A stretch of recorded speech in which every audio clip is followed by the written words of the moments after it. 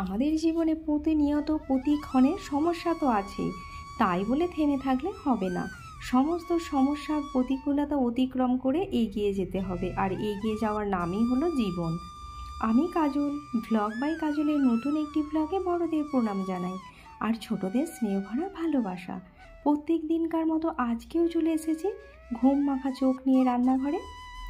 কি বলুন তো বন্ধুরা, আমাদের জীবনে না প্রত্যেকটা পদক্ষেপেই সমস্যাবহুল, কিন্তু এই সমস্যাগুলোকে সমস্যা বলে যদি আমরা বসে যাই বা চুপ করে থমকে দাঁড়াই, কি করে অতিক্রম করব ভাবতে থাকি, তাহলে কখনোই আমাদের পক্ষে এগিয়ে যাওয়া সম্ভব নয়।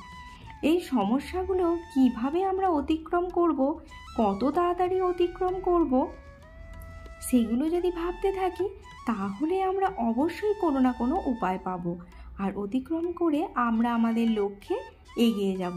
ঠিক যেমন কোনো বাচ্চাকে আমরা যখন কোনো পড়া শেখাই, সে দেখবেন প্রথম পারে না। 1 আর 1 যোগ করলে কত হয়, 1-2 দিন সে বলতে পারে না, কিন্তু তৃতীয় দিন দেখবেন শিখে যায়। আবার কোনো বাচ্চা খুব সহজেই একবার বলে দিলেই শিখে যায়। আমাদের জীবনটাও ঠিক এরকম। কেউ সমস্যাগুলো খুব সহজে অতিক্রম করে, কারো আবার সময় লাগে। কারো জীবনে সমস্যাগুলো কম, কারো জীবনে অনেক সমস্যা, কিন্তু সেই অতিক্রম আমাদের করতেই হবে। থেমে গেলে চলবে না, তাহলে আমাদের জীবনও থেমে যাবে। আর মনে হয় ঈশ্বর প্রত্যেকটা মানুষেরই কোনো না কোনো সমস্যা দিয়েই রেখেছেন। আপনি হয়তো ভাবছেন আপনার অর্থনৈতিক সমস্যা, যার অর্থ রয়েছে তার কোনো সমস্যা নেই। তার কাছে গিয়ে দেখুন, তার অর্থ রয়েছে, কোনো না কোনো সমস্যা রয়েছে। হয়তো দেখলেন তার বাচ্চা ভালো করে পড়াশুনো করে না, কিংবা তার পরিবারে কোনো শান্তি নেই।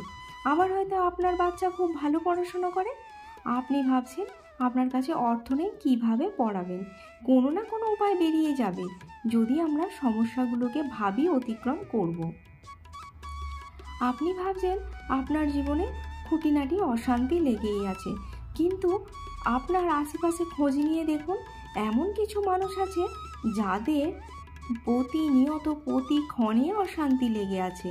সেই হিসাবে আপনার সমস্যা অনেক কম। আপনার বাড়িতে হয়তো বাচ্চাদের কিংবা আপনার টুকিটাকি কোনো শরীর খারাপ লেগেই থাকে।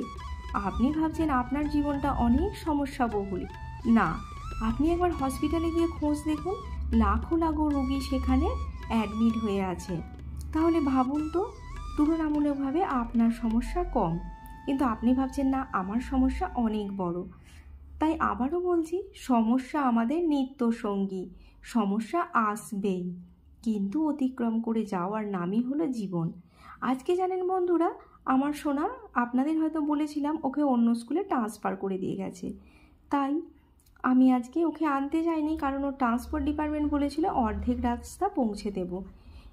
আর অর্ধেক রাস্তায় গিয়ে না আমি ভীষণ টেনশন করছিলাম, ভাবছিলাম ও কখন আসবে, কিভাবে আসবে, ও ঠিকঠাক আসতে পারবে কিনা, বাসের মধ্যে ঘুমিয়ে পড়বে কিনা। কিন্তু তারপর ভাবছিলাম ও যদি না আসতে পারে নিশ্চয়ই ফোন করবে, স্কুল নিশ্চয়ই কোনো রেসপন্সিবিলিটি রয়েছে, তাহলে এটা আমার কাছে কোনো সমস্যা নয়, কোনো না কোনো সলিউশন হবেই। আর দেখুন, আমি কালকেই এই ঘরটা ছেড়ে অন্য জায়গায় চলে যাব, তবুও সেই গুছিয়েই যাচ্ছি। কি পাগল আমি, ভাবুন একবার। এটাও যেন মনে হয় এক ধরনের সমস্যা, যে কালকে গিয়ে ওখানে কি করে গোছাবো, এই সব নিয়ে ভাবনা চিন্তা করা। তো চলুন, এই ভাবনা চিন্তা করতে করতেই রান্নাও হয়ে গেছে, এগুলো গুছিয়ে রাখি, রাতের খাবার খেয়ে দিয়ে শুয়ে যাই। আর বড়রা অবশ্যই আশীর্বাদ করবেন আমি যেন এগিয়ে যেতে পারি, আর ছোটরা স্নেহভরা ভালোবাসাপূর্ণ লাইক দিতে ভুলো না। আর চ্যানেলে যদি নতুন হয়ে থাকেন, অবশ্যই চ্যানেলটি সাবস্ক্রাইব করে আমার পরিবারের একজন সদস্য হয়ে যান। তো আজকের মতো বিদায় বন্ধুরা, দেখা হবে আগামীকাল আবার একটা নতুন ব্লগ নিয়ে, নতুন রূপে। ততক্ষণ সবাইকে শুভরাত্রি, আর সবাই খুব ভালো থাকবেন। দেখা হবে আগামীকাল। শুভরাত্রি, বাই বাই।